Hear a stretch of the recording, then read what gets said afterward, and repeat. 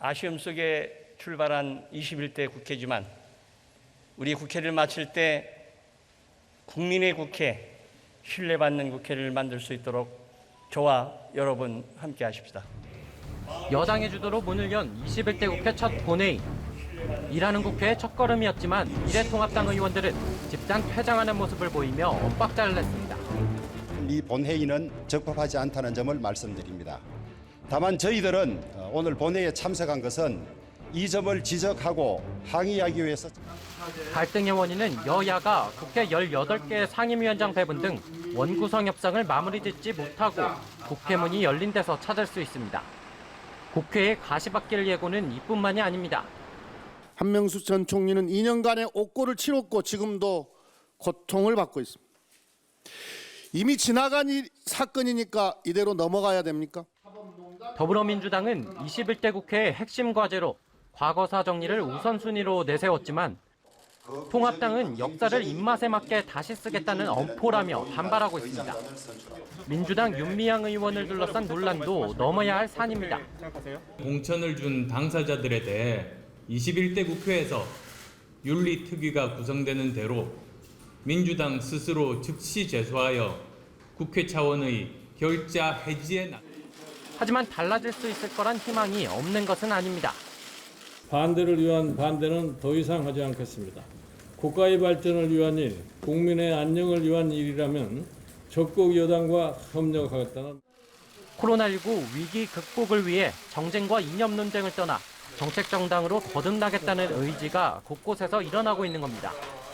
통합당에서까지 기본소득을 검토한다고 하는데 대환영이다. 정책 경쟁이 가능한 국회가 되지 않을까 그렇게 기대를 합니다. 21대 국회의원들은 저마다 국민을 위해 일하는 국회를 만들겠다고 강조하고 있습니다.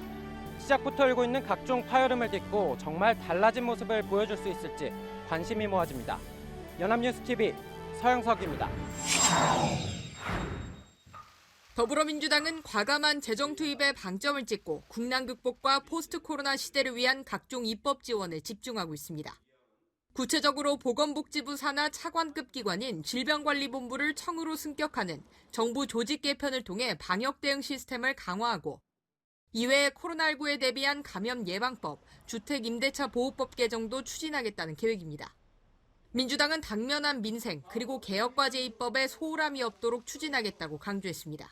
감염 예방법이라든지 공공의료체계 강화, 방역체계 강화를 위한 법을 가장 우선적으로 준비를 하고 있습니다. 신성장 동력을 만들기 위한 유통기업 지원법 등도 저희가 민생입법으로 총체적으로 잘 준비하고 있습니다. 미래통합당은 코로나19 위기 탈출을 위한 민생지원 패키지법을 당론으로 발의했습니다. 총 8가지 법안으로 구성됐는데 일시적 사업 중단 등으로 손실이 생긴 의료기관과 소상공인 중소기업을 지원하는 내용과 어린이집, 학교 등의 휴원, 휴교 등에 따른 가족 돌봄 제도 활성화 내용이 담겼습니다. 코로나 위기에 직격탄을 맞은 서민경제 지키기에 힘을 쏟겠다는 행보로 풀이되는데 1호 법안을 포함해 중점 법안의 국회 통과를 위해 최선을 다하겠다고 강조했습니다. 소상공인 자영업자 그리고 중소기업을 살리기 위해서 조세특례 제한법을 개정했고요. 또 감염병으로 인한 피해를 보상할 수 있는 근거를 마련하기 위해서 감염병 예방 및 관리에 관한 법률도 개정안을 제출했습니다. 정의당은 핵심 과제로 불평등과 양극화 심화 저지 및 사회 공공성 강화, 기후위기의 정의로운 극복, 차별금지 및 젠더 폭력 근절 등 3가지를 꼽았습니다.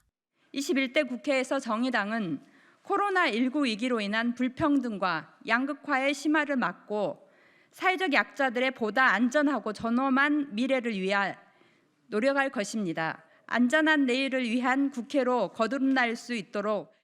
법안은 발의도 어렵지만 발의 후 논의를 진전하고 통과시키는 일도 만만치 않습니다. 구슬이 서말이라도 꿰어야 보배라는 말처럼 여야가 협치를 통해 민생 문제 해결에 속도를 낼 수 있을지 주목됩니다.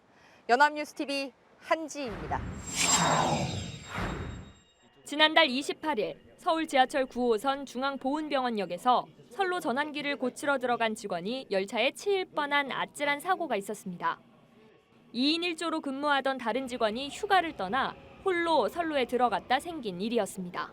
이게 어째 보면 구의역 김군과 굉장히 흡사한 사고가 날 뻔했던 그런 상황이었다. 2인 1조가 나올 수가 없는 근무 형태입니다. 2인 1조가 이게 뭐 법적으로 강제 조항으로 돼 있는 것도 아니고 4년 전 구의역 김군의 사고 직후 여야는 앞다퉈 대책을 마련하겠다며 법안을 발의했습니다.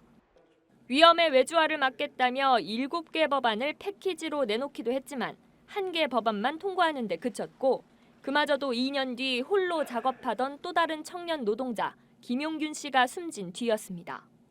여전히 2인 1조 근무는 법적으로 의무화되지 않았고 위험의 외주화에 따른 죽음은 반복되고 있습니다. 추락하고 질식사하고 협착되고 다 위험 작업들인 거죠.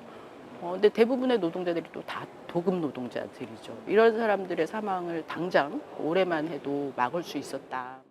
지난 4년 사이 큰 변화를 가져다 준 법안들도 있습니다. 일하는 시간이 대폭 줄었고 음주운전과 디지털 성범죄 등의 처벌이 강화됐습니다. 그런데 이 법안들 지난 20대 국회에서 발의된 전체 법안의 38%에 불과합니다. 역대 국회 중 가장 많은 법안이 버려졌습니다. 만약 이 법안들이 버려지지 않았더라면 우리 삶은 또 어떻게 달라졌을까요? 서로 싸우기만 하고 일은 안 하는 것 같아요. 어떻게 보면. 그래서 이제 일다운 일들, 좀 통과되지 않은 일들을 좀 통과시키고 좀 정상적인 국회가 이루어졌으면 좋겠어요. 최근 한 여론조사 결과 국민들은 신뢰받는 국회를 만들기 위해 불출석 의원들에 대한 징계 강화가 가장 필요하다고 생각하는 걸로 나타났습니다. 국회를 상시적으로 열어야 한다는 의견도 있었습니다.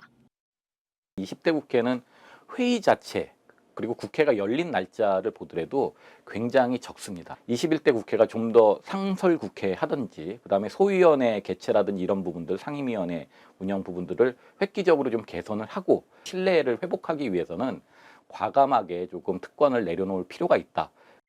국회는 입법부의 또 다른 이름입니다.